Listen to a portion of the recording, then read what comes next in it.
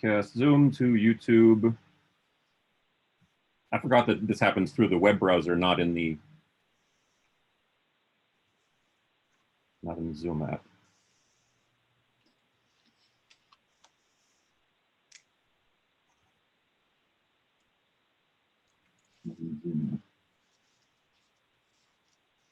Okay, we're good to go. We are streaming online with YouTube. Thank you, folks, for watching. Let's kick things off with just a quick set of introductions from the folks who are here. Again, this is the MBTA Rider Oversight Committee meeting for May 26th, 2020. My name is Stefan Wunsch. I'm the co-chair of the Rider Oversight Committee, Lynn resident, and unfortunately no longer, well, not for the a little while longer, a regular rider of commuter rail to Lynn. Who'd like to go next? I'm Karen Lepsick. I'm on flip phone, and I've been a long-time member of the Rider Oversight Committee. I do not have a car, and I rely solely on the MBTA to get around. Thanks, Karen. I'll call on people. How about make it easier? Craig, want to introduce yourself? No.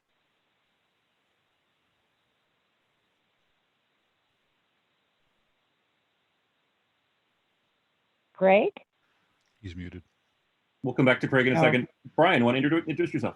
Thanks, Stefan. Brian Landry, public member of the ROC. I live in the South End.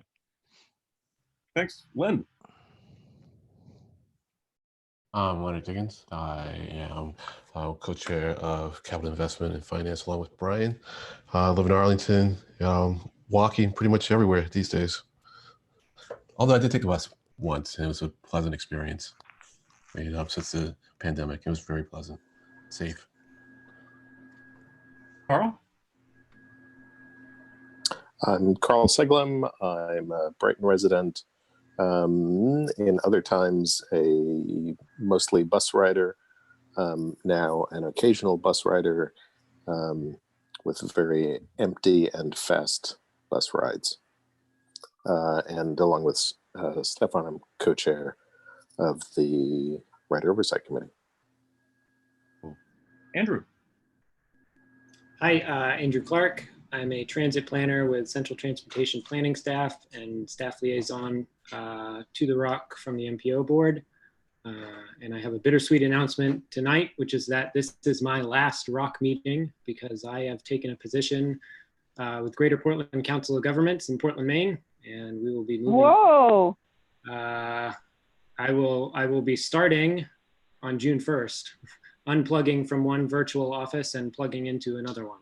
So. Have you been up there to Maine? Yes, my wife and I were both originally from Maine. We lived in Portland for a couple years before moving down here to Boston. So we're both excited to be getting back up there. Sounds like the puppy is too. Congratulations. Yeah, congrats. Yeah, thank you. We'll miss you. Yeah, I'll miss you all. And we'll try again with Craig. Want to introduce yourself? Hi, everybody. Craig Laskowski, public member. I live in Milton, and I used to ride the Red Line every day, and now I don't. I'm looking forward to doing it again. Cool. And actually, Craig and Brian, would you guys mind having your video on, or actually, and Carl, or do you know if you can upload an image? Just because I just noticed on the YouTube stream, it doesn't show anyone unless their video is on. So we hear your voices on the YouTube stream, but it doesn't look like there's more than 3 people if you're not talking. Yep. I'll connect my video here in a minute, Stefan. I just need to answer a quick work issue. That's fine. You know, not a must-have. It's a nice-to-have.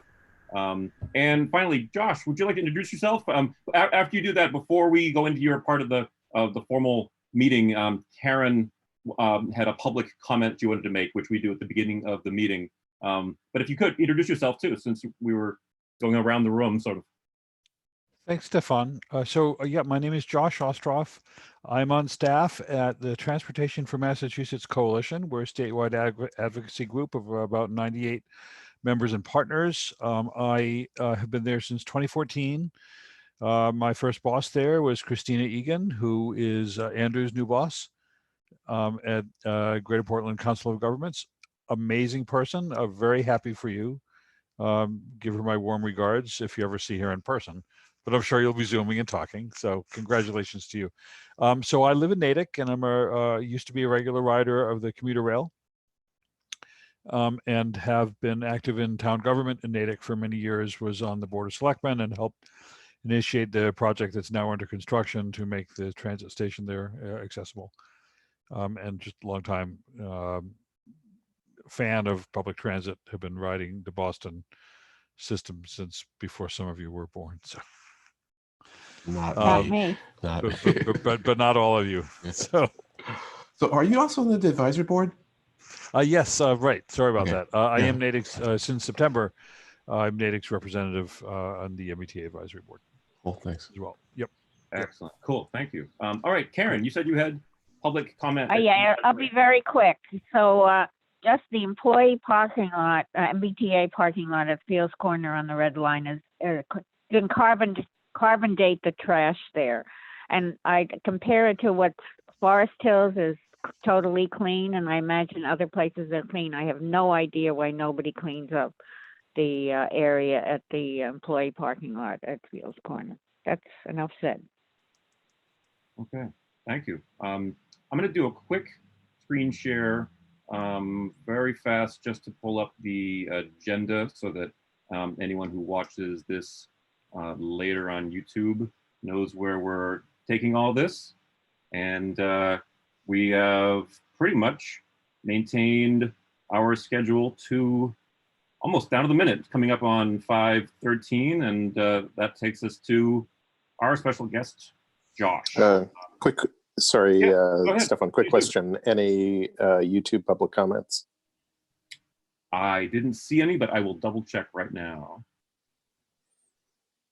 If not, we have time at the end. Check. Thank you. I'm glad. I had the window open, but it wasn't on the top. I don't see any new comments since I posted about Josh being our guest. So I think we're ready to go. Okay. Thank you. That was an excellent double check for me. All right, cool. And if I can find the button to stop sharing. I've got 4 monitors. Don't worry, they're not like huge, but I've got 4 displays, so it's a little confusing to find things sometimes. It's a cobbled together mishmash of old technology that is not quite dead yet. All right, Josh, over to you. Thank you very much for joining us. I did not hear the screech of a 2400 baud modem, so I feel reassured by that. Thank you all for I really appreciate the opportunity to present to you today, and thank you for the work that you do on the ROC, which I will henceforth call the ROC and not the Rider Oversight Committee. For background, this is a first publication from our coalition in what we're calling the 21st Century Transportation Series, which is really a look ahead at how we want mobility to be managed and implemented in Massachusetts.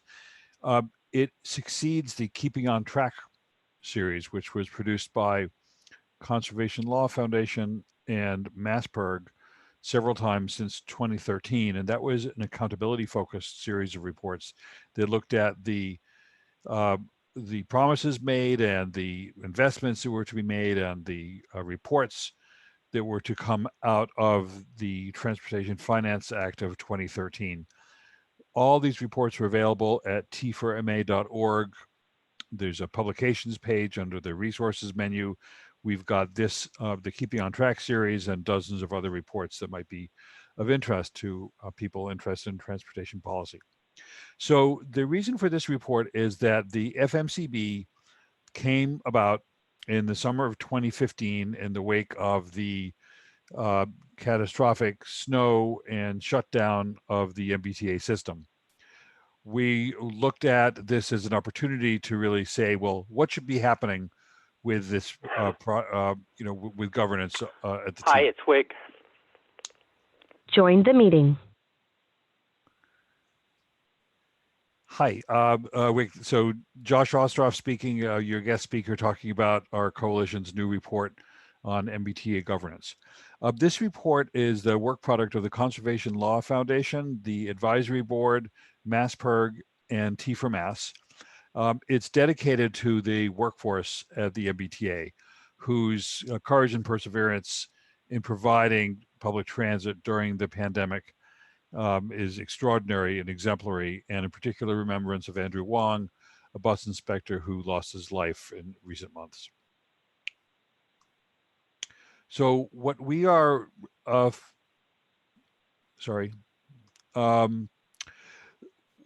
what we are encouraging, I'm sorry, while I try to get my screen to show the right image. So our belief is that the next governing board for the T needs to have a broad scope of authority, that they need to really take charge of the T and move it into the future.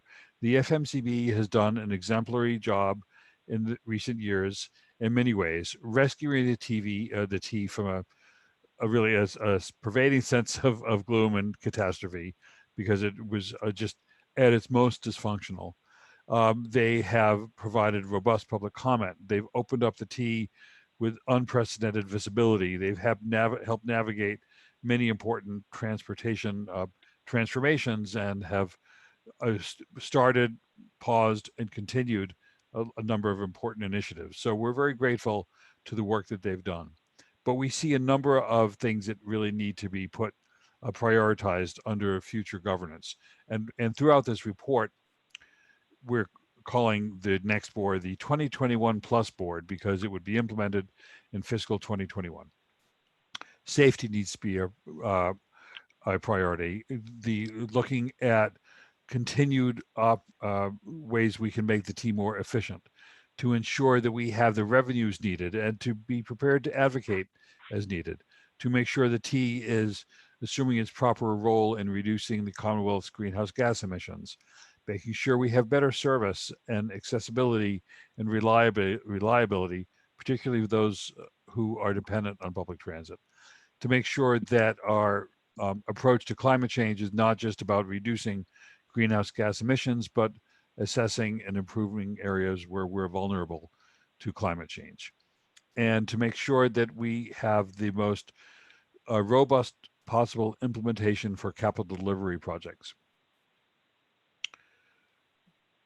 We believe that the general manager should be directly accountable to the board, that the board should be responsible for hiring and firing the GM. This is standard in other large transit agencies.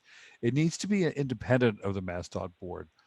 For the past 10 plus years, the MassDOT board has needed to approve debt, has needed to approve certain operations that the MBTA board really should be the one to oversee. At the same time, we believe there should be some overlap, and that at least 2 members of the future board should also serve on the MassDOT board. We want to see a highly qualified, but also a geographically diverse board on the MBTA. That could include members from Boston and other inner city communities. It could also include representatives from the suburbs. It needs to be people who have relevant expertise in management and oversight of transportation agencies. We want to provide for compensation. We want to ensure that people who are otherwise qualified, but for whom the regular attendance is a burden, qualify for an annual stipend. We think a 7-member board is appropriate, that they should meet at least twice a month, and that there should be some coterminous service with the governor, but also some overlap to help ensure continuity. We've looked at the history of governance of the MBTA since it was founded in 1964. It steadily expanded between 1964 and 2000 from 5 up to 11 members. But after a series of reforms in 2009, it became subsidiary to the MBTA Advisory Board, and also, to the MassDOT Board, but also lost important check and balance with the Advisory Board in terms of its the budget review. We think that is something that needs to be restored. We looked at 4 large transit agencies around the country for comparison. So King County in the Seattle area, the Chicago Transportation Authority, the MTA in New York, and SEPTA in Pennsylvania. And that gave us a good sense of how different boards are structured.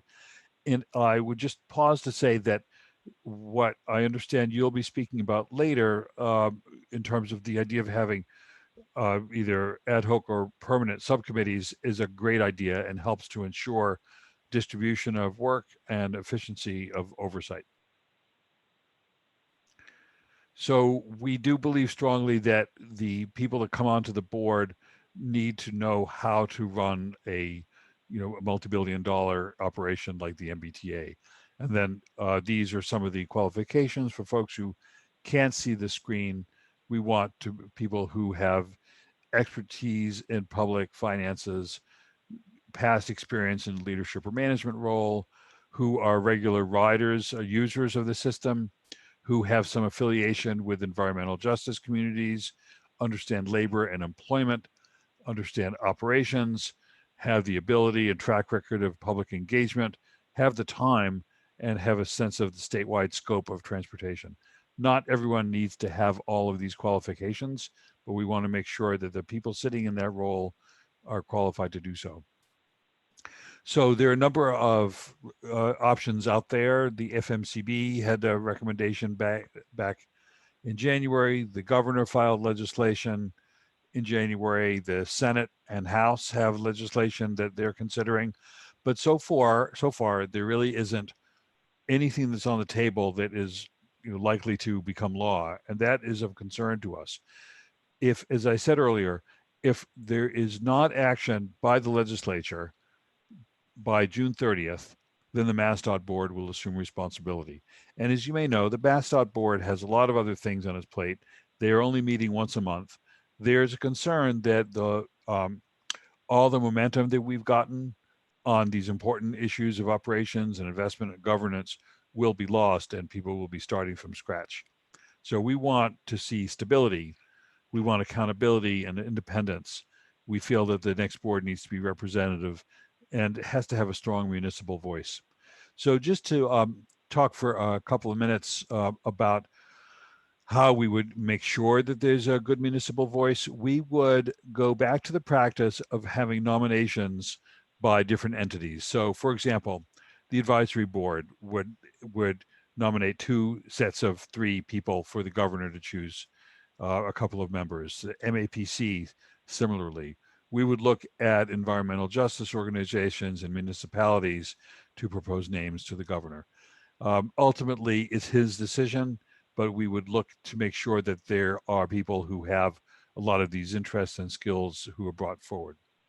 So my pitch on behalf of the authors of this report to the ROC is that you would encourage action before June 30th and to support qualified, accountable, independent, and representative governance.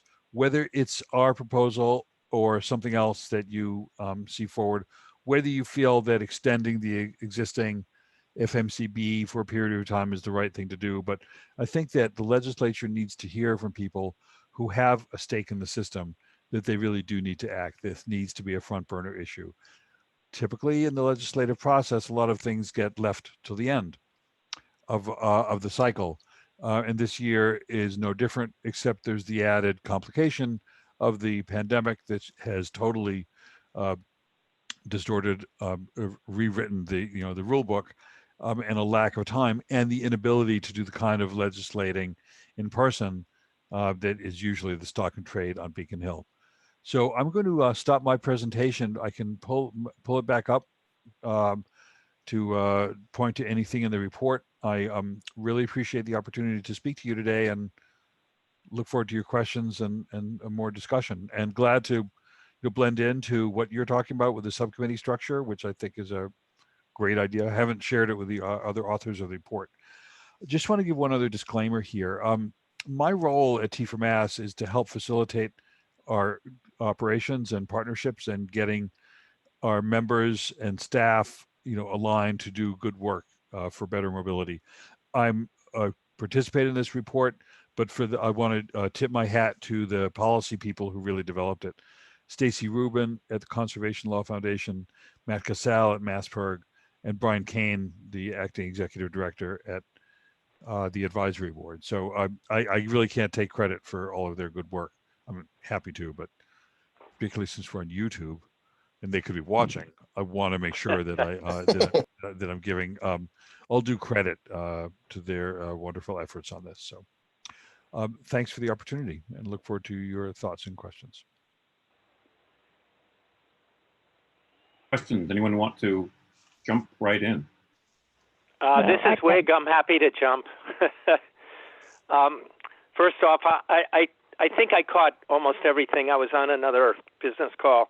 I think your organizational overview sounds pretty spot on to me, to be honest, especially the relationship of the different parts in the state. And I really appreciate that. I do think the expertise and dedication of the individual board members will make a difference. So whatever can be done there, I think will be important. And I think that's been important for FMCB as well, which I think was just a step up in that regard.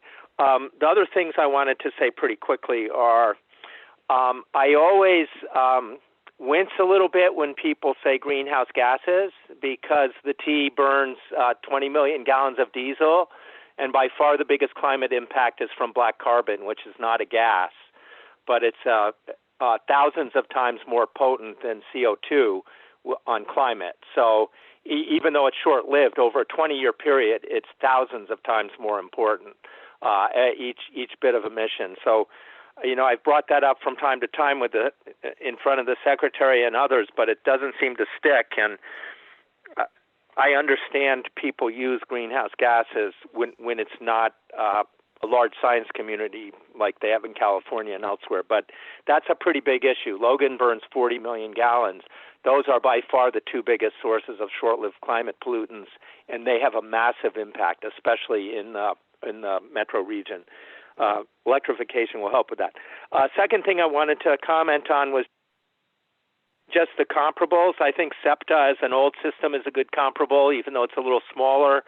I love Seattle as a comparable because it's a quickly emerging research economy, tech and biotech-based city, and they've been much more aggressive, even though they've started from scratch with their light rail system in the last 15 years. And just as the example I've been using for the last couple of years is the voters there voted $56 billion as phase 3 of their light rail expansion.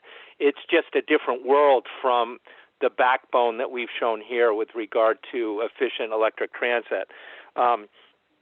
The other thing I thought of, and then I think I will stop, is that we might also want to throw a few foreign comparables in there, not necessarily for your frame, but just in general at some point.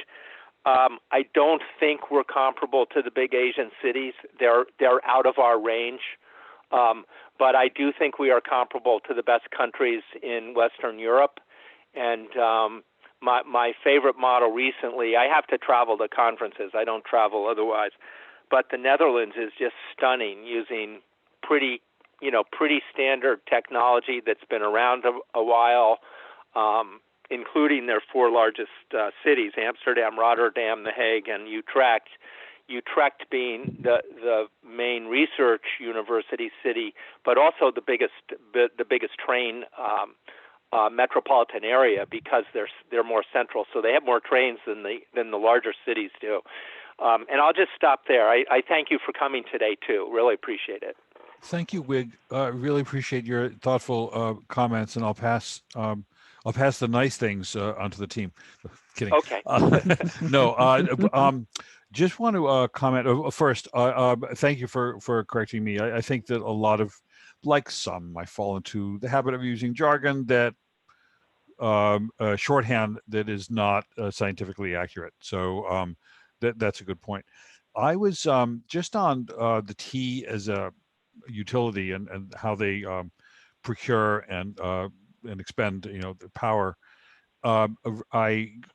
hope you saw the presentation last Thursday on their plans for just being more forward-thinking utility, and how I they did want not to. see it, but I will look it down. I've been downloading the daily press on the T, so I kind of have a flavor of what's going on.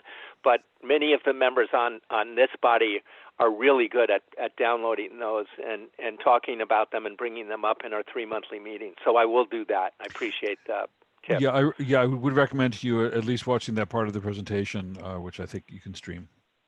Okay. Great. Thanks for your thoughts.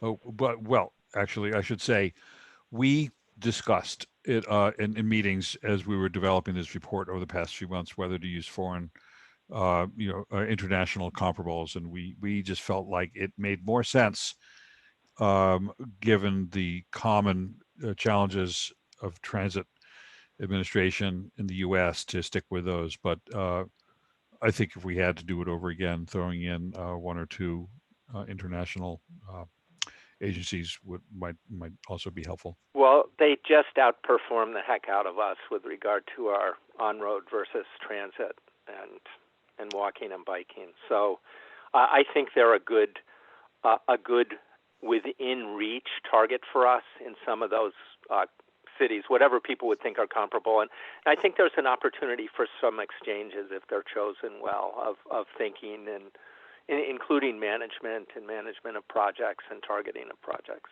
Mm-hmm. But thank you. Well, I have a bunch of questions. I will start, and then I'll stop after each question in case someone wants to jump in with some questions. So the first question, Josh, is what would be the role of the advisory board in this? What was the role? No, what would be the role of the advisory board in this, other than recommending? So we haven't been too prescriptive about that, and there was partly, I think, some sensitivity that if the advisory board I think that they, my sense, Paul Regan started this, and Brian picked up the baton and ran with it in March, that they would be nominators for members. They would continue to do their budget review. They would, okay. But still I'm sorry to interrupt you, but still with only the power to decrease spending, or do they even still have that power? They don't have that power anymore. Okay, all right. They just have review right now. Right. So we were silent on that. But let me just share with you, is there anyone else here that attends advisory board meetings? So we have had 2 meetings in the past 2 weeks in the advisory board, and I'm just speaking as an advisory board member here, but that Brian is planning a level of invigoration and new committees on capital and finance, operations, to really make the advisory board substantially more relevant and provide a lot greater service. And so I will just give you my personal observation, which is that the advisory board needs to better prove its value before it can ask for more authority. And I think that is going to take some time to do. And I believe that they are now getting saddled up to do just that.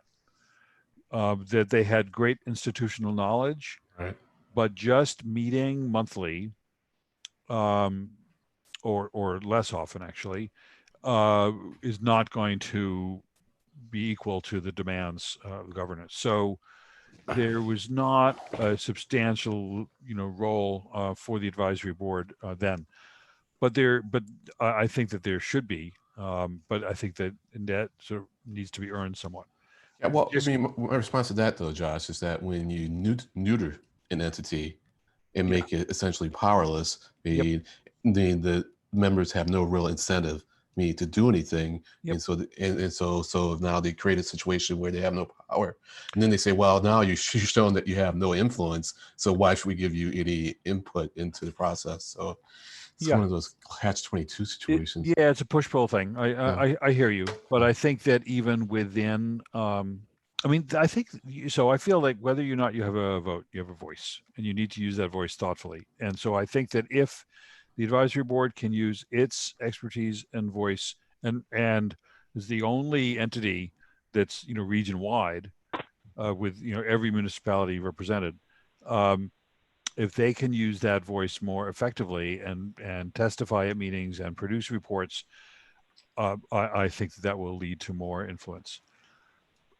That you don't see that reflected in the report, and I appreciate you picking up on that. Yeah, because I really would like to see the advisory board get more because they represent all the towns and communities. This is really a way for all the towns and communities to have some input into how the T works for them and what it does for them. So, Yes. All right. Well, because I have a bunch of questions, I'm going to stop and let someone else jump in if they have a question. Speaking of, Carl, go ahead, please. Yes, speaking of other organizations,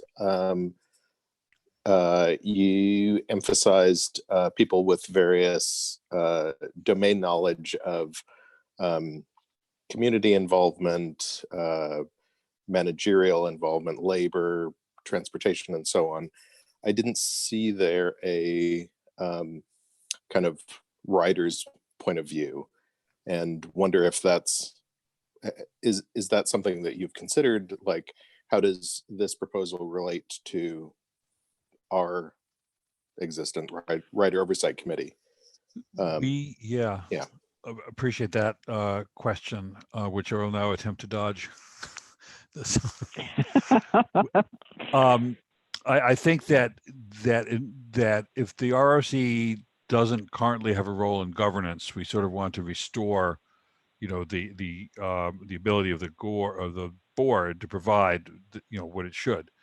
That we didn't say, well, here's how the ROC should come back to, what it had before, if that wasn't, pre-existing. So, we felt like at various times in its history, the board has had a strong role, and that's just really been diluted over time. So we want to build that board's strength back up. But we do also feel that the people who serve on the board should be regular writers, or have been regular writers, or just have the intimate familiarity with the system. Mm-hmm. So that was really where we started. I can't say that like the ROC was something that we thought of as being an entity that somehow needed to be folded in, because I think part of what is important is your independence. Thanks. Sure. Yeah, I put us in kind of in the same boat as the advisory board. So I thank you for not saying what you said about the advisory board about us, Josh. So because that would have been my response. But, okay. But anyways, so anyone else before I jump back in? Go for it. I'll ask something after you. Okay. So legislative buy-in, Josh. First off, how is the legislature conducting business now, and who would you say are the key people for us to appeal to in order to try to get something to move on this? Thanks for asking that, Len. So I think that the Speaker and the Senate President and the Transportation Committee chairs and the Ways and Means chairs and the the MBTA caucus, clearly that's important. I just think that this is important to do. It could be that this is something that becomes a budget amendment, and whenever they deal with a budget, that's something that they will take up. But I feel like of the most important people, I guess, would be the six: the Senate President and the Speaker and the Chairman Strauss and Chairman Boncory and Chairman Mikulowicz and Chairman Rodrigues. They all. So there's the people who are influential, but your own reps and senators should as well. I got you. And kind of unrelated note though, so what thoughts have already been formulated by the powers that be? Because I know that this is something that they're thinking about. I know that the House Chair William, I'm forgetting his last name, Strauss. Yeah, Yeah. I know the T is big on his radar. I would imagine there's some thinking going into this already. Do you know where they are? I mean, what the thoughts are on governments? I mean, and because I'd like to get in the sense of what that is in order to join the conversation with them in a more engaging way. Right. So yeah, good question. Let me Maybe just, you could share that slide again. yes, but I was going to just put in the chat a link of what is just being written about the beginning of the weekend. This came up. I think that there is not a sense of urgency here, so that's the most important thing that we want to do. You know, that. So, I mean, I can't tell you for certain what they're thinking. I just don't think that it's seen as being a priority from our perspective. But the way legislation emerges from Beacon Hill is something you know nothing about on a Monday, is voted on a Thursday. So, oh yeah, I know. you know, so I feel that you know, Boncory is a really important person to focus on. I think that, you know, I would, whoever we've got a good relationship with, and you know, Strauss may not be on board with certain aspects of our proposal, but you know, he is quoted as saying he's not aware of direct talks between the House and Senate to finalize the governing board, but he expects it to happen. Okay. So thanks. All right, I'll shut up for now and come back if we have time for more. Yep. This is Carl with another observation, I guess, or encouragement. So one of the things that I think is really helpful in the FMCB's work is the transparency that it gives. And I'm not sure, so that transparency to people to be able to read reports, to the press to be able to be there and to ask questions of the board members and so on, among other things. I'm not sure that that's, or it's not clear to me that that's covered by your emphasis on accountability, but I think that sort of transparency of what the T is doing, what's going on at the T is really important in a future governance system or setup or board. So I'd encourage calling that particular aspect out. yeah, Carl, thank you for that. I think that I'd have to look in the report. I mean, we go to a lot of, spend a lot of ink or virtual ink on the achievements of the FMCB, and both in accepting public input and acting on it. And a number of things have happened that I think advocates can take a lot of pleasure or pride in. You know, we won't, I wouldn't say fair hikes is there, but a lot of work on transformation, you know, rail and Green Line and low income fares and bus transformation has really, I think, been fueled by public engagement and activism. And just, I give them so much credit for sitting through an hour or 2 hours of public comments week after week. They've really done an enormous amount, invested a lot of time in that. So we believe that that transparency and accessibility needs to be there. And that's really one of the key reasons that we can't risk going back to monthly MassDOT meetings and have an expectation of nearly that level of public access. I would probably want to take a closer look at, you know, any specific recommendations, but we don't, I'm almost certain that we don't say you need to devote X, you know, hours to public comment. We just want them to maintain the level of access that they've had in the past.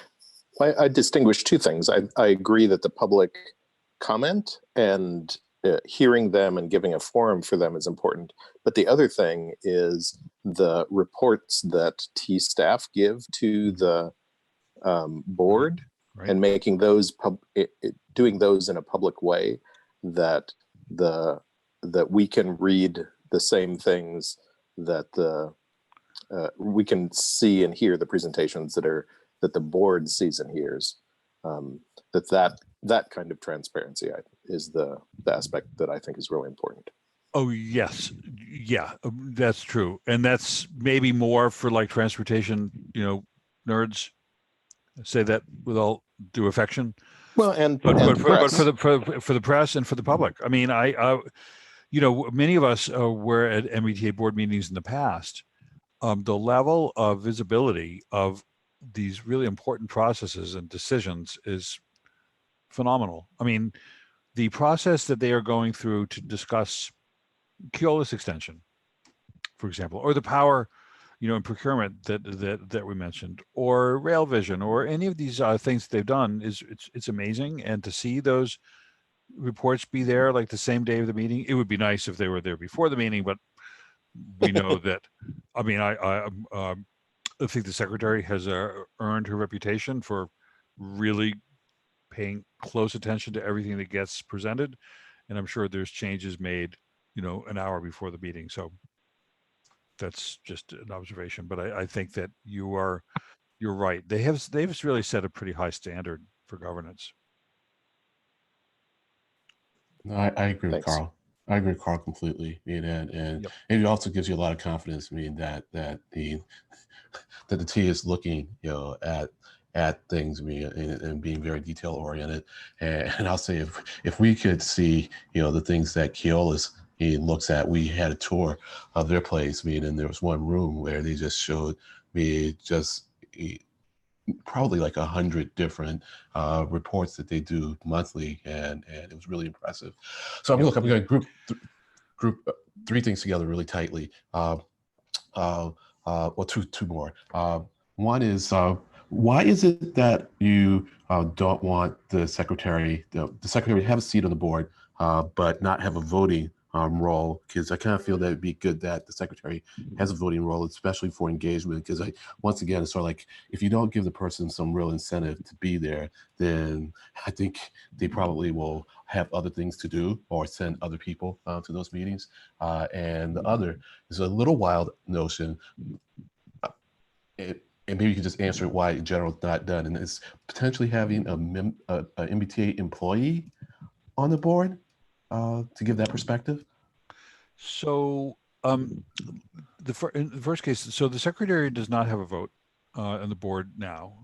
Does have a vote on the MassDOT board. It has a vote on various MPOs and so on. But it is uncommon for staff who are like serve the board to then also have a vote on the board. That's just in governance. That's really the exception, right? Not the rule. Right. So we would not, are not supporting that. And it's nothing against Secretary Pollock, who's very gifted and thoughtful.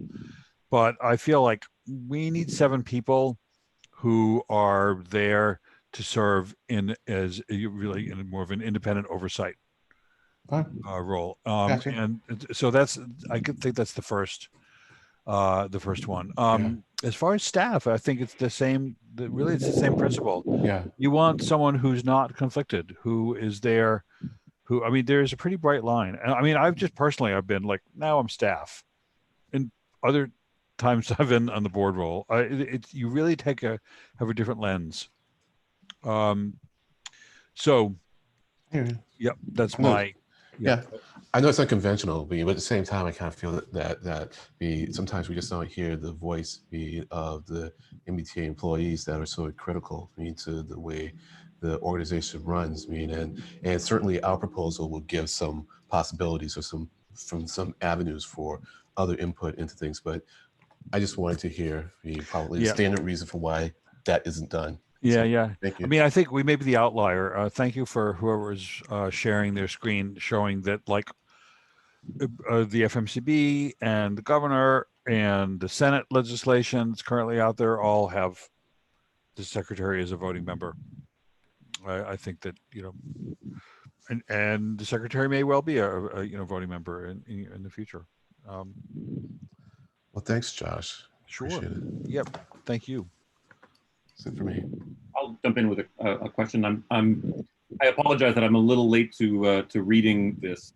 I've only been able to skim it, but I was hoping you could tell us more about, for example, the lessons learned from other municipalities. I really found it striking. Sorry for scrolling quickly through a multi-page document on Zoom. That's not going to be good for viewers, but I was really struck by how infrequently the other agencies, governing bodies meet. I mean, that's just one of a number of the metrics comparing us with them.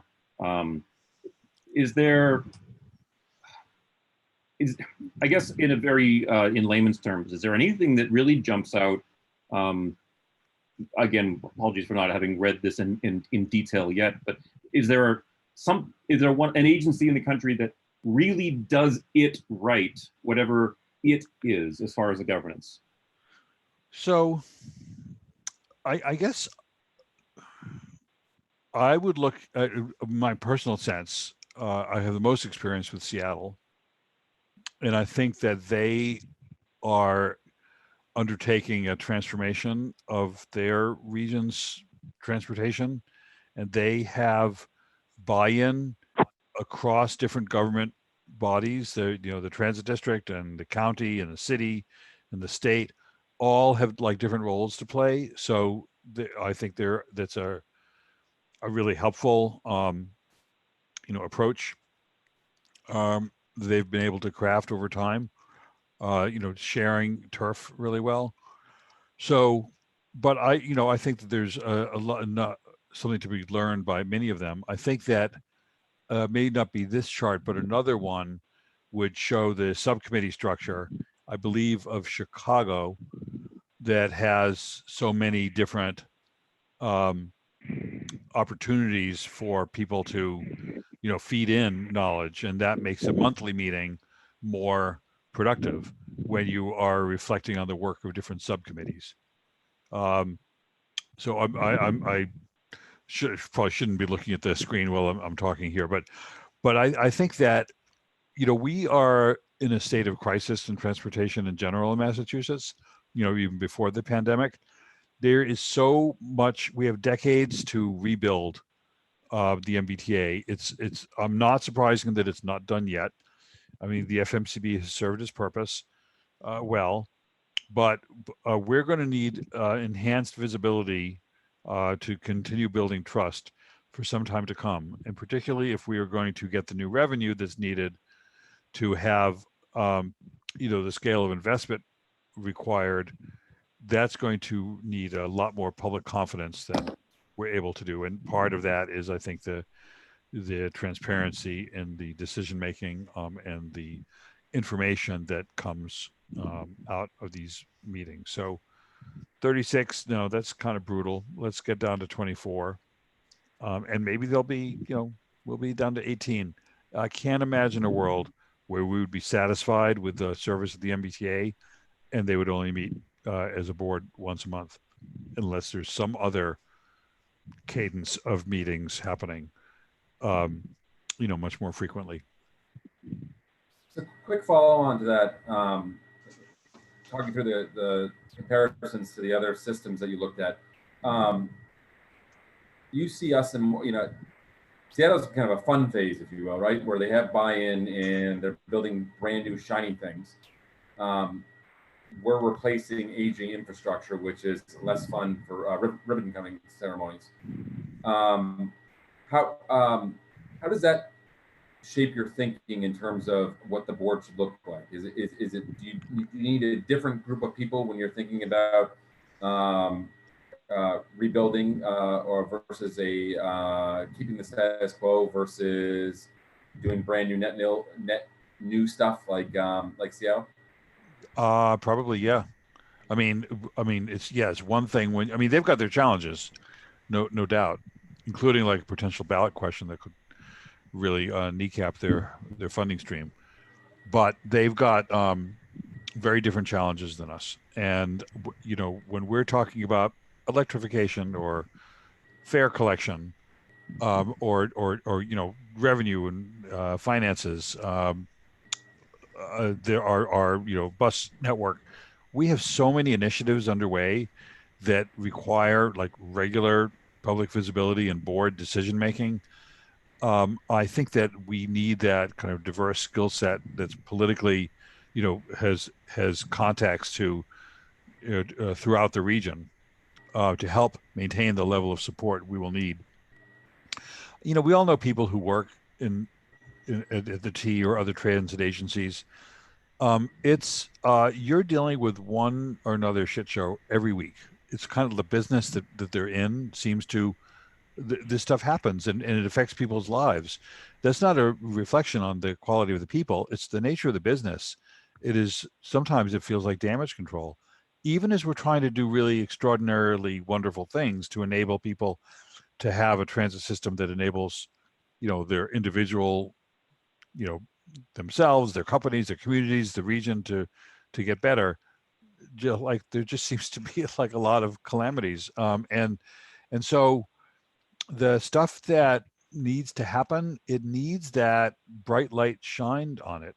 The employee communication, another great presentation from last Thursday. The survey of employees, the things that Danny wants to do to help get her group to make sure that the workforce knows what's going on in their own organization. I mean, there may be a level, another transit agency where people are more in the dark, or have been more in the dark than the T, but I would feel bad for them.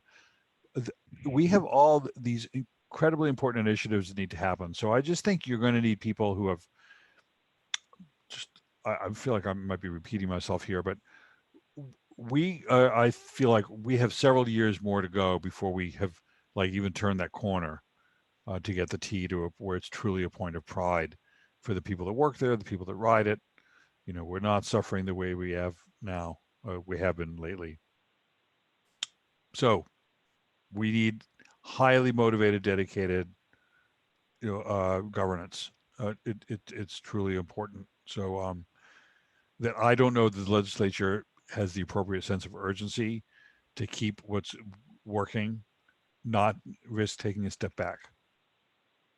You know, I personally will be writing to my reps and senators just to encourage this to be a important issue, and I almost never write to them. Josh, quick question. Sorry, just a quick thing for Josh.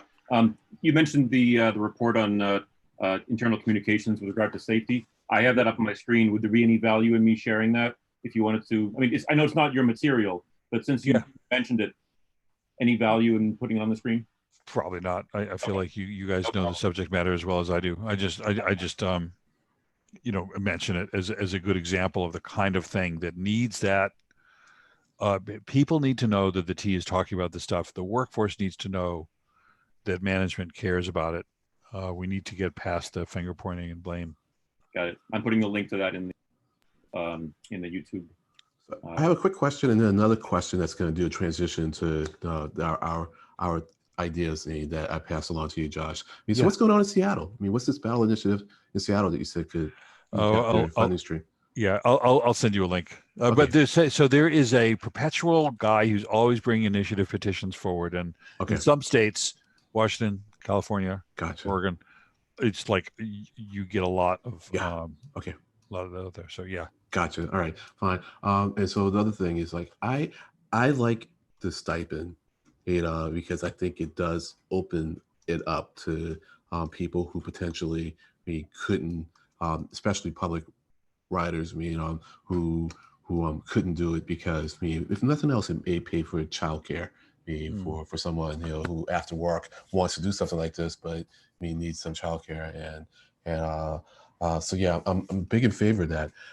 But now when I think about this notion of having supporting subcommittees, because when Aloisi came to talk with us, he proposed a board about the similar size, and our feelings well, some of us felt that it's still too small because there's a lot of things that you need people looking at constantly. It becomes pretty much subject matter experts meet in those areas and report to the group at large if they're a part of it, or report to a higher level if they aren't. So let's say we did want to have this subcommittee structure. How would we balance that out if we were going to have members who were paid? Or would that pretty much make it impossible to have a subcommittee that's not going to be paid, or would they all have to be paid? We haven't contemplated subcommittees, to be honest with you. So I don't know how that would work. Yeah, okay. I know. I'm sorry. That's fine. That's right. It's complicated, but it would, I think, impact our notion about how to do a subcommittee and or subcommittees of outsiders or like non-board members. But hey, I would say that, as a member of the ROC, if the ROC were to be like a subcommittee that reported into the full committee, I'd have no problems not being a paid person. It'd be pretty much what I am now. So, yeah. So all right, gotcha. Thanks. Yep. But maybe if I could ask the chair, maybe we could let that transition us to talking about what we had in mind coming out of CF. I see one of the chairs nodding his head. Certainly. All right. Andrew, do you want to say anything about this, or do you want me to take it? Yeah, I'm happy to speak briefly on sort of the broad idea. Great, thanks. Which is basically that, as Len said, when Jim Aloisi came, he recommended a 7-member board. But there was some concern that you aren't getting enough of the subject matter experts and sort of general public participation, and this feeling that we're all in this together and so forth, which is important as well, I think. And so I started sort of mulling over this idea of what if you had sort of subject specific committees that would work towards, they would work on things and then feed their results up to the main board. And that sort of came from my work in municipal government, where you have a town council that is informed by a number of other committees and boards and subcommittees and so forth. And in this way, you have more voice from subject matter experts and the general public, but the main board itself can stay at a sort of high level. I think that's sort of the big picture. And then there are a million different ways that you can work out the details. I had not contemplated compensating the members. Maybe there's a way that you can pull that off. I had not really contemplated schedules or an appointments procedure or anything like that. It was just sort of, how do you get the ball rolling on that? So that's all I have, unless anybody has any questions or thoughts on that.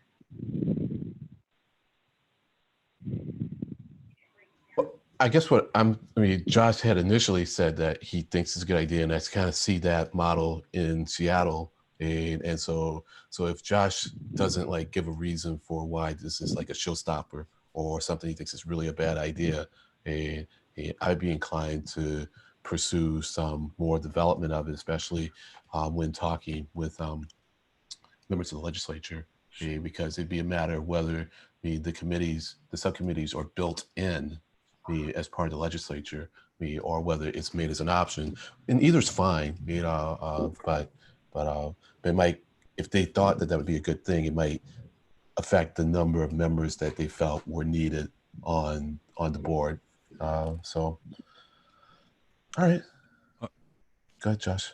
Yeah, I don't want to be in the position of endorsing or not. On behalf of anyone other than myself, I think it's constructive, but I would add that I would not mandate or put it in the statute that they shall create subcommittees. I would probably be silent on them. Let them establish subcommittees if they want. And you know, it's probably good practice, and they can learn from what others have done. Right now, it's sort of been like everyone's been highly engaged, probably spending an average of 20 to 30 hours a week. And some of these members have kind of taken up residence at the T. But you might also consider, if you have, you know, like talk to some of the members, see what Joe Aiello or Monica Tibbetts-Nutt or whoever say about like what would make this better for you. Or they may want to wait until after July 1st and not. Well, Alois, he will talk. I mean, no, Alois will talk. But I was thinking about actually the current member. I'm beginning. That's Aiello. That's what I meant. Aiello, right. Yeah, he'll talk. You know. Yeah. So yeah. In fact, we did talk with him. Yep. I I apologize. I've got a meeting at 6. Well, thanks, Josh. That I've got. I didn't realize that I'm supposed to tune into. So I got to do that. I really appreciate the opportunity to chat, and look forward to seeing what you guys think, and if I can be of any service on this, or you want any follow up, just please let me know. Thanks very much. Yep. Thanks, Josh. Carl, Wig, Len, Craig, Andrew. I mean, really appreciate, and Stefan, all the comments you offered. Really helpful. This was very helpful too for us. Thank you. For all your work. Okay. Bye-bye. Thanks. Be well. Thanks. Bye.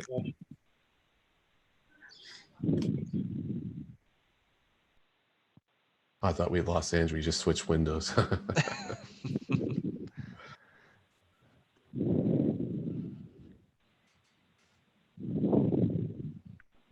Hopefully Wig will join back in a minute. Looks like Wig disconnected.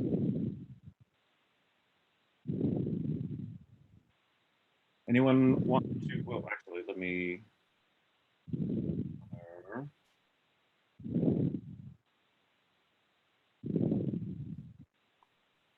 For the benefit of everyone, was there more about from Andrew and you, Len, before we go into subcommittee reports? Well, I really pretty much wanted to see if Josh was going to say it was a bad idea, and whether he felt that it should be kind of legislated in it, because I mean, you can leave it up to board to create a set of subcommittees. I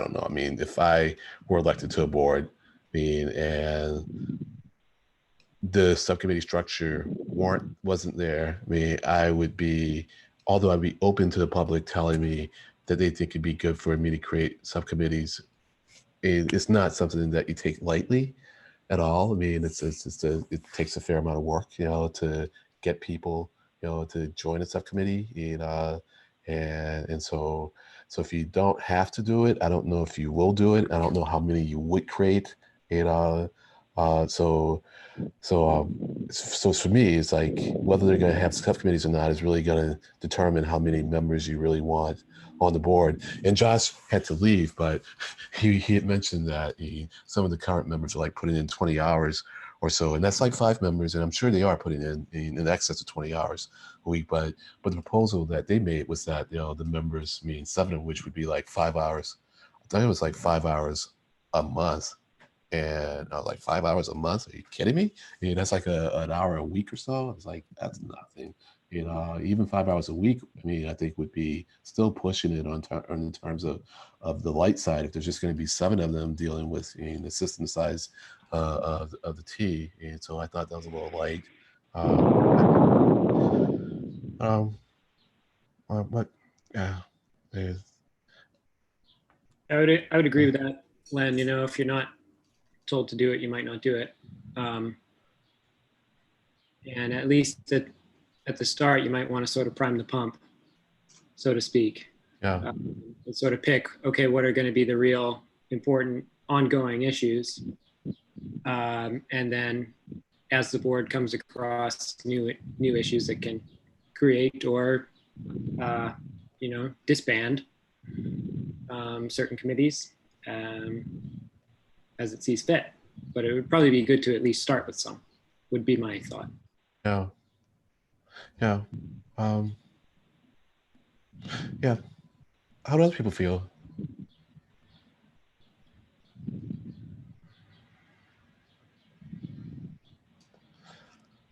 Well, I think I will just. I'm going to reach out to some folks on the MBTA caucus. One of which is my rep, and see his thoughts about things. I will try to reach out to Strauss. I have more luck when he sees me because I think he recognizes me when he sees me. But I'll call and see if I can get a conversation with him. I don't really know the Senate chair, so. I'll see who else is on the transportation committee that I might know, and maybe get some recommendations from other people in the T who to talk to. Brian Kane, you can give some recommendations on who to talk to the legislature, and sometimes just talking with them about stuff. It gives them ideas and gives you better ideas of how to formulate what it is that they want you to say so they can present it to the other members and go, hey, the public wants this. So I'm going to do that independently, and maybe at some point the Rock can write a statement. I think we would have time before the end of the fiscal year, but as Josh says, we don't know what their calendar is. Yeah, but hey, Len? Yeah, I'm done. I like how you framed it in terms of the determining whether you're going to have subcommittees actually influence. I agree, it directly influences whether or not how big the board should be, the size of the board. There's a kind of a direct correlation there, right? If you have 7 people, you don't need subcommittees. It would be 3 people on one and 3 people on the other. So I definitely agree with that.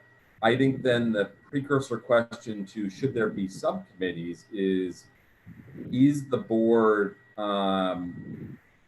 more of an approve reject organization, or is the board really digging into the weeds and coming up with recommendations and getting their hands dirty in terms of some of the work?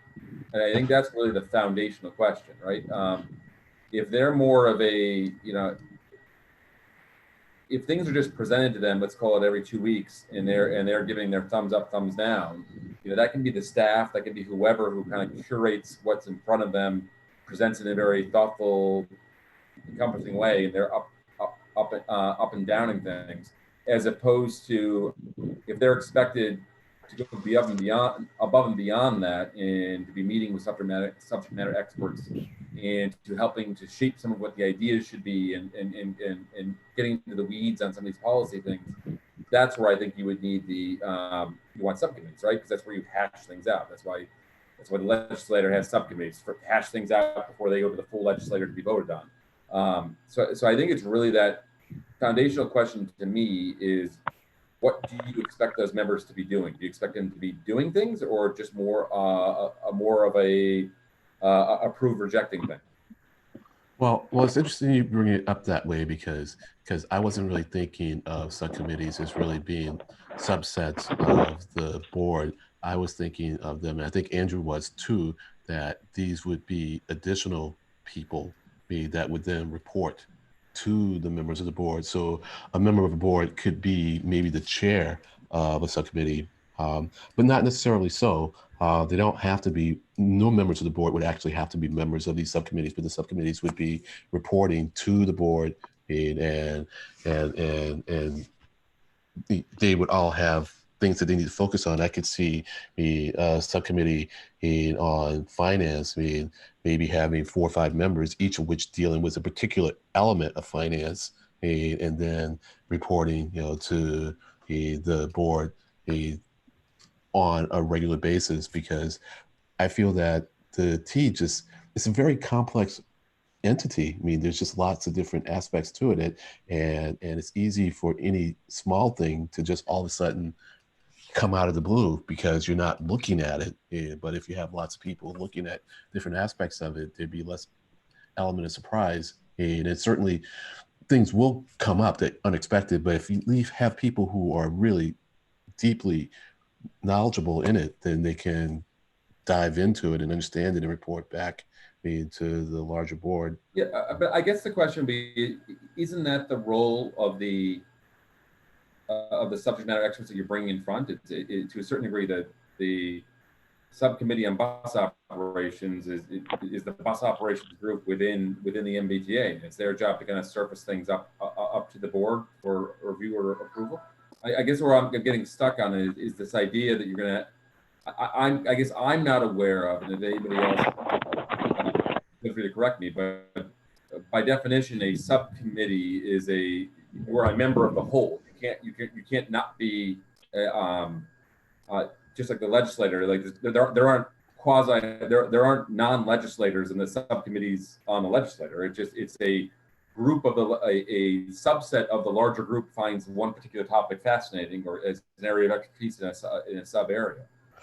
I would never argue on a technical definition like that. You're absolutely right. And I guess the better definition of it would be ad hoc, because unless ad hoc is by definition also a subcommittee, in which case then I need to come up with another term for this ancillary committee, that feeds information to the members of the board. But in essence, I just think that 7 people is too few to be aware of all they need to be aware of with respect to what's going on at the T, and to be able to be cognizant. Aware means like intensely aware, and not simply voting up and down from a high level. I think the other area of comparison would be to look how the corporate world does it, in terms of there are large multinational conglomerates who who do not have giant boards. So how do Fortune 500 companies set up their boards, and what are their expectations? Knowing that you have these companies that are involved in a ton of things, that have offices around the world, in very complex organizations again. How do they do it? And it comes out of that foundational question about are they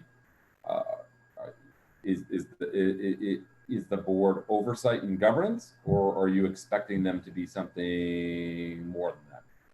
And maybe the answer is you can have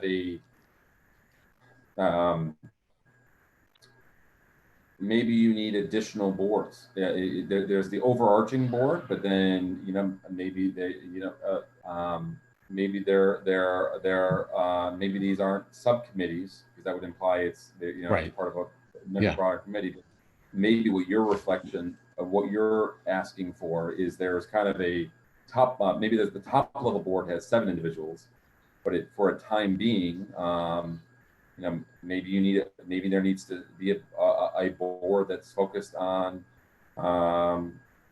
procurement and has some kind of oversight there, and it's approved by that before it goes to the next board. Yes. That's what I'm getting at. Because when the surface level view of the MTA in New York implied that there were several boards, and then there's like a 17-member board, and I kind of get the feeling, that these other boards are like feeding information to those 17, but but those other boards are actually making, active decisions, and so then we'd be mad at them making active decisions, or would they just be really priming, information to the other board, but that they have real expertise, and we're not simply relying on 7 people to have all the expertise, to deal with an entity as complicated as the T.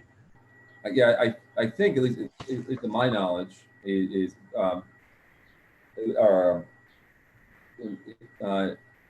you only have one board, and you wouldn't have the board is your top level. You can then have committees that are right. are kind of area committees can be these committee. You would never right. You could have a board member who is an employee, but it would be the CEO or the top of the house. On the committee level, committees would tend to be where you would have active employee engagement. So and the reason why you're doing that is you're bringing folks across from various stakeholders across different areas within the MBTA. Right.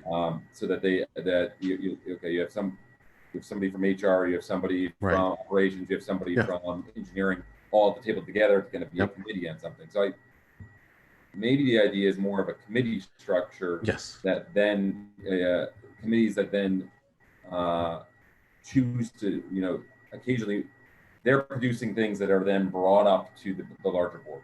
Yes. So I shouldn't have used the word sub at all. I did confuse things by using the word sub, because you're absolutely right. And so yeah, I mean, and so that's essentially it. And then they could meet on a regular basis at whatever rate makes sense for them. So that they're not draining resources by meeting too much. But they are really expected to be on top of things. And so there should be few times when the board is really caught by surprise about something. Surprise is going to happen. I'm not saying never, but a few times. So yeah. Thanks, Craig. I don't want to dwell on it, but you guys see the screen share that I pulled up with the highlights that I added myself? Because there's only 2 mentions of subcommittee in the document that came from Josh in that group. One is the mention here about sufficiently large to manage subcommittees that I found interesting. Yeah. So they had thought I saw that, and so there is that option there. So it's just a matter of whether it is up to them to decide, or whether it's mandated, and then also, go ahead. After you. I was going to say, and then it's a matter of whether it is a subcommittee, in the technical term, as Craig was saying, that it would be a subset of the board members, or whether these are, ancillary committees, which are composed of members outside of the board. Now, did I miss it, or am I forgetting? Did Josh talk anything about what I drew the green box here about? The board membership should include routine MBTA riders. I don't think I heard that come up, and it just struck me. I'm wondering if there's would there be value in having someone like a rider oversight committee, almost like a delegate, to be actually on the MBTA board, as this is mentioning, or should there be no overlap between this 2021 plus board and our group? Stefan, I've seen that on other proposals. What I would interpret that on is every member of the board essentially should be riders, right? Ah, okay. I hadn't read it that way. As opposed I think to, you're right. That's how I kind of think about it. I don't know if Josh didn't bring it up, but yeah. That's how I saw it too. And they're going to give them passes too. So they, along with their stipend, they were going to get passes. And then they were going to, supposed to document how much they rode the T. That makes sense. Yeah. Yep. I think you're right. Yeah. Thanks, Brian.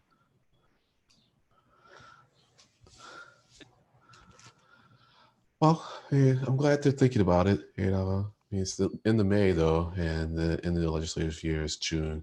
Into June, we know that the budget's probably not going to go anywhere. It's not going to be done by the end of June. It's just a matter of whether the T stuff's going to be part of the budget. So I think in the interim, they'll probably extend the FMCB.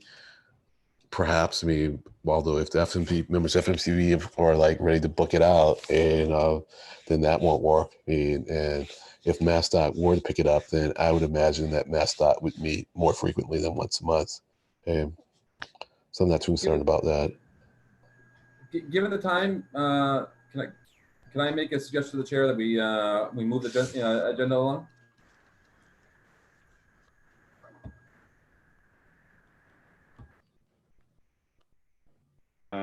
Unmuting is good. That sounds good. If we follow the order here, does capital investment and finance want to go first? Because that'll give me a minute to pull up my notes from. Sure. Yes. Thanks, Stefan. So I'll give a bit of an update of our meeting last Tuesday. we had no guests this week or this month, but we did have a bit of discussion. So we had a bit of an exit interview with Andrew. As he mentioned at the top of the call, he's moving on to a role in Portland. So what we asked for Andrew to bring to, or what Len asked for Andrew to bring to this meeting was just a bit of his thoughts on how the ROC operates and things and how to make the ROC more effective in the future. So I will summarize Andrew's thoughts, but hopefully he can kind of step in and add to them at the as I go through them, because translation is probably not as good as the original source, right? But some of the things we talked about were just elevating the status of the ROC, and kind of thinking about how do we make the ROC more effective? How do we think about our objective in the future? What are ways that we can have more influence, in our current, kind of operating capacity, as kind of like an adjunct to the MBTA, and a voluntary board as well, right? So one of the recommendations that Andrew brought up, and I think from his point of view is something that he's seen over the years, is that it would be helpful to have more members. I know that we've, as a committee, talked about this in the past and tried to come up with a system that works for getting members and retaining members. But getting, I think if we kind of look at the active membership right now, we're in the single digits, and it makes that difficult to operate, kind of robust subcommittees where we have a lot of different topics. We have a lot of different kind of paths being researched. If we have a broader depth in the subcommittee, we can have much more specialty, and we can have much more coverage over topics that are pertinent to the T and many more experts, as it were. Another thing that Andrew talked about is, okay, now we've got single digits for the membership. We've got 2 subcommittees that meet monthly. Many committee members attend both, or one or the other, right? So it's a big time commitment. The potential for combining the subcommittees from a time standpoint each month. So there's a bit of a savings there, and a bit more engagement from the members as well. So getting a chance to opine on something that I wouldn't necessarily opine on at a marketing committee, because I don't go to those, and vice versa, right? So kind of getting some cross feedback without kind of interrupting the flow of the meetings, as it were.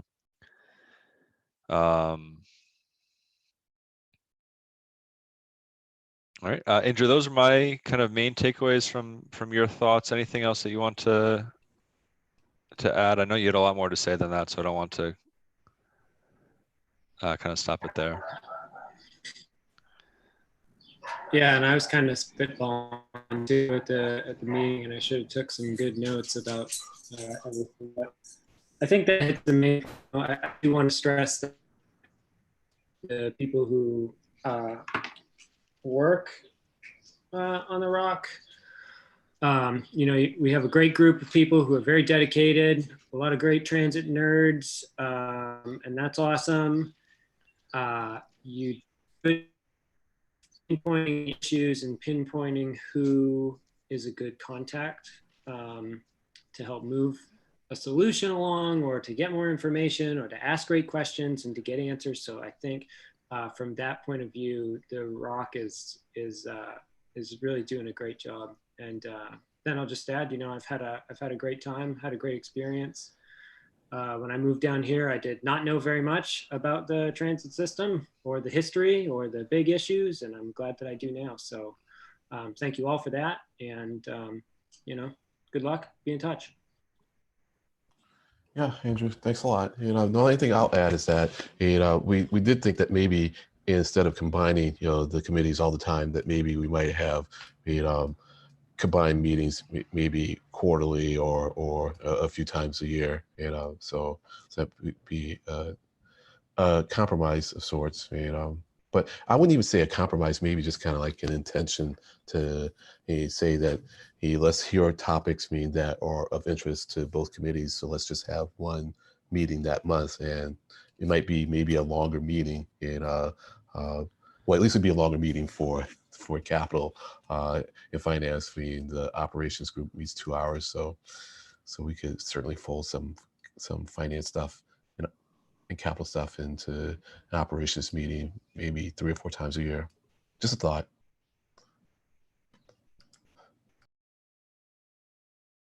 I like the idea. It's a very interesting one. And we do it at High Street, of course, unless we had a guest over at Park Plaza who wanted to meet there. Sure. All right. Thank you, Andrew. Again, thanks for your contributions over the years. Much appreciated. Hopefully we'll keep in touch and get a good perspective of how things are up in Portland. All right. So the other things that we talked about at the meeting last week are the focus on the operating budget. So we're expecting, I don't remember the date that it's going to be released, but we're expecting a recast of the fiscal year 2021 budget. So the MBTA put out their provisional budget. The advisory board went through it, looked at it, put out their report on it, I believe in April. But essentially, like with the current situation, that's all going to change. There's going to be a healthy dose of federal funding coming in. I believe the MBTA looked at how long they thought that would last for, and I think it got them through, I want to say somewhere, and I'm getting fiscal year versus calendar year confused, but somewhere in 2022. I think fiscal 2022 is when they thought that money was going to run out. But I think they should get a better sense of when that will actually run out in the next couple of weeks, as folks actually start using the public transit system again in mass. So there's a lot of assumptions about ridership and service levels and things like that that are baked into it. But definitely a lot to think about and a lot to review as that comes out in the next couple of months. As I mentioned, no guest this month, but we are planning to have Brian Kane, the new advisory board lead, in to talk with us next month to talk about, hopefully at that point, the updated advisory committee report, and also kind of an introduction to Brian as he replaces Paul Regan, who has been a great asset to the ROC over the years in that kind of role of the lead of the advisory board. So I will stop there. I think those were the main things that we had talked about. Len, anything else that you want to add from last week? Nope, Brian, thank you. That was it. Great, thank you. Any questions from anybody on the phone about any of the updates there? And if not, I guess I'll turn it over to marketing for the update. If you guys are doing Zoom, or I'm assuming you're doing electronic meetings, I'd like to join in because that I have the opportunity to in a virtual sense. Sure. I usually send out a link to the mailing list about a couple of days before. I don't know if you've been seeing those or not. I'll double check. I don't remember seeing them, but that could be my bad. Yep, I apologize if you didn't see it, but unlike me, Brian is sending them to the MBTA public ROC group, so everyone's getting them. I was only sending them to regular attending members, so cool. So you should have gotten it, Stefan. Thank you. Sure. Yep. But certainly love to have your attendance. Let me know if you aren't getting the invites. But like I said, they should be going to that list, email list. I don't know how that list is compiled. I just kind of assumed it was complete, which is probably not a great assumption. But again, it's complete. It's complete. If it's if you're not getting it, let me know. I can send it direct. So. Okay, I'll double check. I bet I did, and I just missed it. Okay, I vetted my. Going for the marketing, communications, operations subcommittee. I vetted all the notes that I typed, so I will actually use the luxury of screen sharing in order to be able to do that. Although you don't necessarily have to read what's on the screen, but in brief, the majority of the conversation was about the operations involved with transit in a pandemic and recovering from a pandemic situation. I guess actually, if everyone can see that okay, if the font size isn't too small, maybe I'll just let that stand and just call out some of the highlights without going through everything. That sound okay? Yep. To remember, good. some people can't see what's on screen anyway. Yep. I believe, Karen, my note said that you were there on the phone with us for that subcommittee.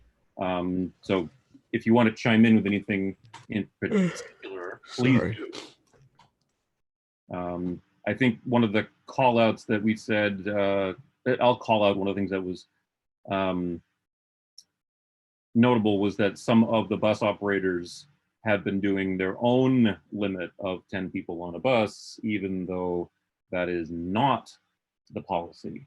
I think the question came up about how does the agency enforce a policy of number of riders if the operator of the vehicle isn't willing to go along with that policy and wants to make up their own limit.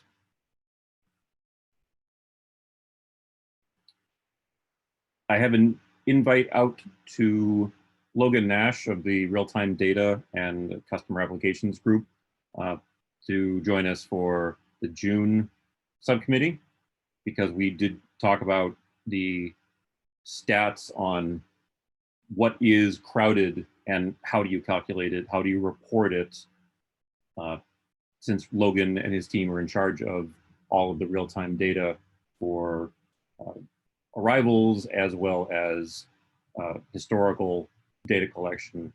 I thought that would be an interesting thing to find out from him. I'm hoping he can join us, or if not, perhaps he'd be able to join us for the full ROC meeting in a month. To be determined. Craig or Carl, Len, Karen, anything else that deserves a particular highlight out of these notes? Not that comes to mind. I'm in the dark here, but I changed room. Right. Didn't turn the lights on.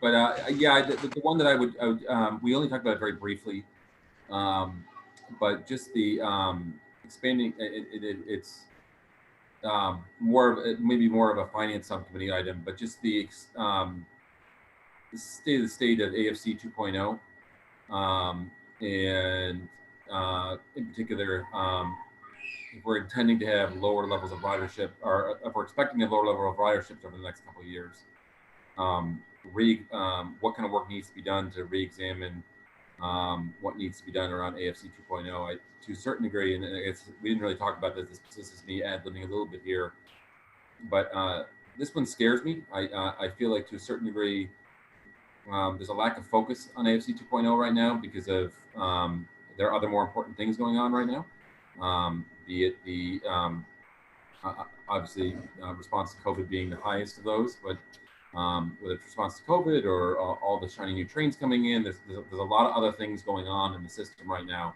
And I feel like AFC 2.0 is if I'm going to be pessimistic, is going to be the next Green Line extension, where we're just going to keep blowing by dates and timelines, and the budget's going to explode, and the scale's going to, and the time's going to get pushed, and all of a sudden we're going to sit here 2 or 3 years from now and say, hey, how'd that happen? So I guess it's something maybe we need to take up in some of the subcommittees and around how do we get some focus, and how can we, as the folks who run the T are busy dealing with COVID and doing everything they need to do, how can we help look at AFC 2.0, and what kind of suggestions can we make in terms of how should they realistically adjust the plan given lower ridership numbers? Is how do you spend $1 billion on a system if you're not taking, if your revenue numbers have dropped a lot? So I'll stop there. It's probably a little bit, I went a little off beyond committee notes into kind of personal thoughts on where we need to take this. Well, I hear you, Craig. I mean, and I think it's worth pursuing. And it may be difficult because even before COVID, I mean, as you know, I mean, AFC, I mean, that whole process went extremely opaque. And on us, there was no communication, you know, to anyone about anything. And now, granted, I think that it may be different in that they have decided on what they're going to do next, and so hopefully he can get some insights into it. But I agree with you completely on that, and so let's put our minds to who it is that we can talk to about that. And no one comes to mind right now for me, but I'll think about it, me including just kind of going back and seeing who talked with us previously, and they should at least be able to tell us who we can talk to. Yeah, I know that we've got a great working relationship with Heather, whose last name escapes me, but I'm holding it up. Heather Hume. All right, cool. She was the director of transition. She gave us the tour of the test lab for the AFC2 on Tremont Street. Yeah, so we can start with that. You know, and there was another guy who talked with us, because there is still even the policy part of it. So beyond the technology, there was like, well, if we're going to do proof of payment, and then how are we going to check trains? I mean, what's going to be our policy for checking trains in a way that doesn't, create issues of like what neighborhoods or what lines or what buses are you checking as opposed to others. So right. So there's that policy part I know they were continuing to work on even when the technology part had stopped. So we can take that up too. Yep, I know that the other fellow who was at the AFC test lab with us was Anthony Thomas. Yeah, okay. He was at the time he was community outreach specialist was his title in the customer technology focusing on AFC. So I've got both Anthony and Heather's contact info. Want me to invite them to a subcommittee, or for we talk ask them about a future public rock meeting? I would leave that to the two chairs of the MCOP. I support whatever decision they make. Yeah, I mean, I'm certainly interested in it, and from Craig's comments, it sounds like he's interested in it as well. Yeah, that'd be great. Okay, I'll send out an email unless Craig, you want to. Go for it. Okay, I'm not gonna steal work from you. Sounds good. Anything else on any other comments from you folks about our subcommittee before I think we're getting close to wrapping up? Sorry, old business, new business, external. We go to that next? Yeah.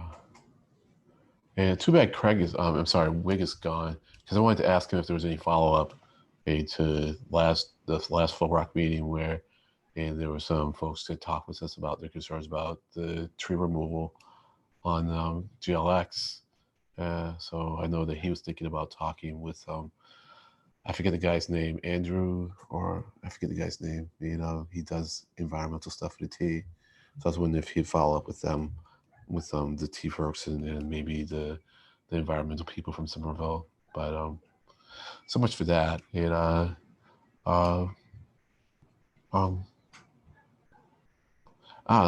I've been talking a lot. I'm kind of burnt. I mean, there's always interesting stuff going on with RTAC. But actually, I did send you the letter that I sent to the MPO on the tip, the fiscal year 21-25 tip. So we did that on behalf of the CIF subcommittee. And what I would say is if the group approves of it, we can put it up on the website. We only have a 21-day turnaround on this thing, which we've complained about. And many people, in RTAC and other members other people in the public have complained about such a short turnaround. I'm going to complain about it again because it doesn't really give us time to vet it in the whole group. I mean, so this was the way of trying to have our cake and eat it too, that we could make input and so we agreed on in the CF subcommittee. So I did it on behalf of that subcommittee. But if we want it on the ROC's website, then I'd like the group to approve of it. So we can send it around and folks can say up or down on it and go from there. Len, is that the doc that you emailed me? Yeah. I'm sorry. Yes. Sorry. Okay. Want me to put it up on the screen for discussion now, or just is it too close to the end of this meeting for that? That's at the discretion of the chairs. Well, it's at my fingertips, so I might as well. Karen, I think you're going to be at a loss to read to see the details, but this will go to the mailing list. Yeah, just mail it out, and then if folks object to it, then we won't do it, and yeah. So got good feedback from Matt Genova on it, so I can send it along to. I'm sorry, Len, can you remind me, Matt Genova is who?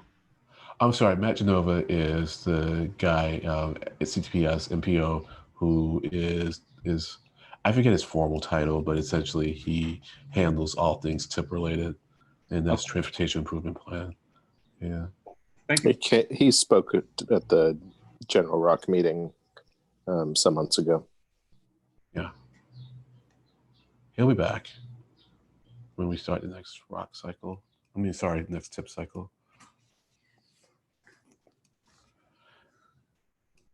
And this will certainly be an interesting TIP cycle. Yeah, that's for sure.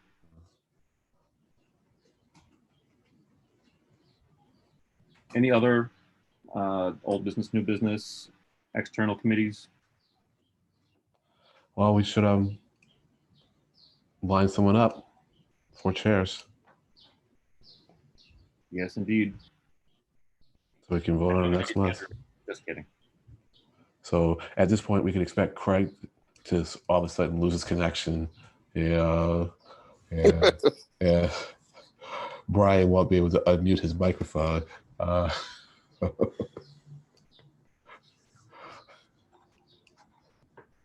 Should we tackle making nominations right now?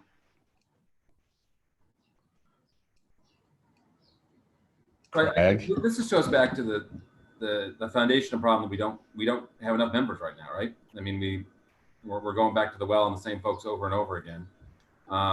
When I as a younger man, I would have jumped on this just for the sake of saying I'm the chair of something and be all excited about it. The older I get, the more I realize that I should be honest around things that I can or cannot commit to. So I'd love to say I do it. The challenge is I don't put I don't put the amount of time into this as I should right now. Never mind taking on a chairship. I'm not the one who sends the emails out. I'm not the one who follows up and takes detailed notes. So I'm struggling a little bit with.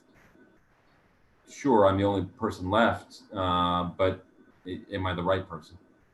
Well, I appreciate that, and you have kids too. I'm sure that things are going to be difficult or more challenging, especially if things go in the fall as we think they're probably going to go with respect to school. So I hear you. Brian? Len, I feel the same way. I just don't feel like I would give it enough effort.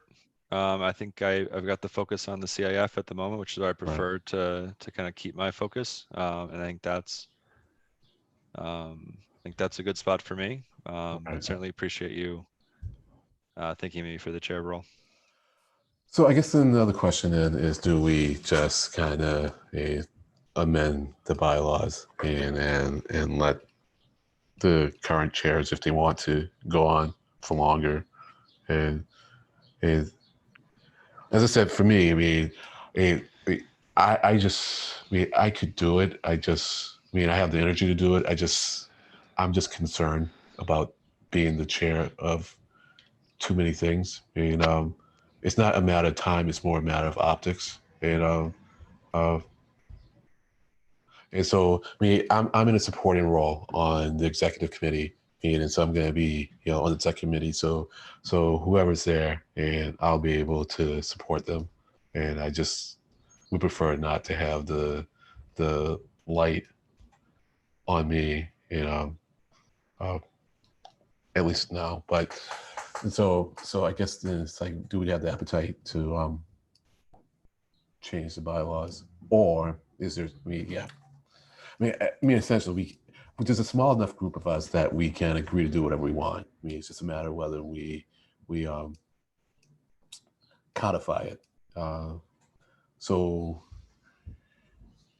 what are the thoughts? I mean, so let me ask this then, Stefan and Carl, would you want to continue doing this? If people think that I'm doing a useful function, if I'm worthy of being in this role another 6 months, another year, certainly, yes. Only when you're not self-deprecating too much, So Carl. Very good.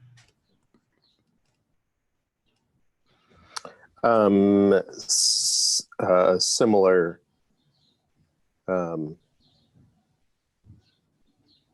Similar answer for me. To Craig. To Brian? Stefan. Stefan. Okay, fine. Yeah. Good. I was hoping it wasn't one of the other two, in which case that was going to be like, oh, grief. Okay, good. All right.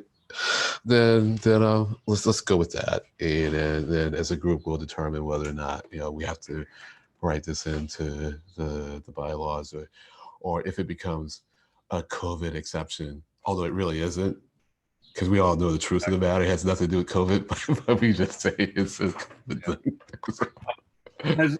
Has Karen and or Wig expressed an absolute distaste for or an unwillingness to be co-chair, even with lots of love and support from the rest of us?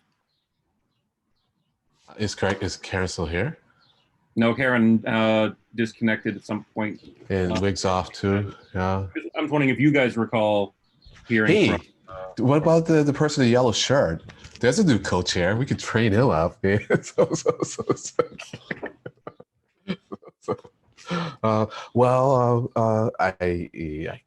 I would say we could leave that to the current chairs to reach out and find out.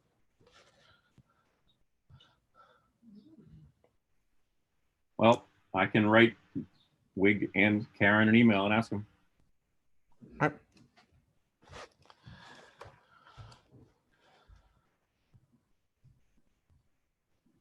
All right. So I think that's all in that, right? Yep. To a certain degree, I'm thinking this is kicking the can down the road, and I think in the next this gives us 6 months. Say hi, bud. This is my work from home experience all day. Hi, buddy. This is the next. This gives us 6 months to figure out, see what happens to the FMCB, and it also gives us 6 months to see if we want to do a serious membership drive. Yeah. Okay. Well, speaking for myself, I definitely want to do a serious membership drive, and it's really only been the uncertainty with the FMCB, et cetera, that really is. I mean, maybe I'm making excuses, maybe I'm justifying it, but that's what I remember feeling over the course of the last 8 months. All right.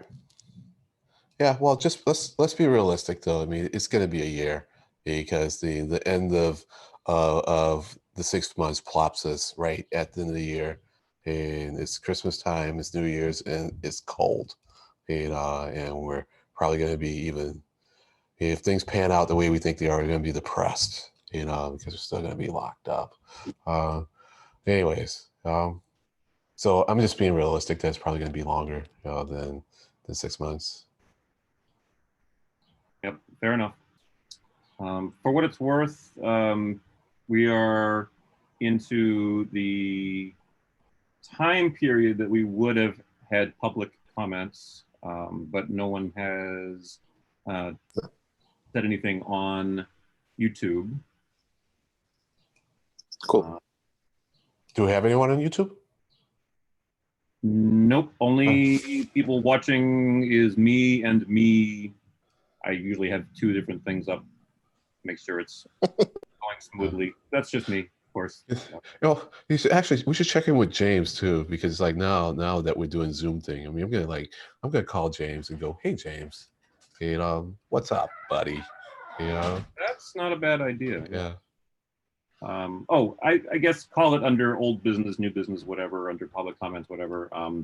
I have I have seen some photos from the very last night of Leechmere service. A friend of mine was, of course, being a transit geek that he is, up and went on the very last trip out, I think back in from Leechmere on Saturday night.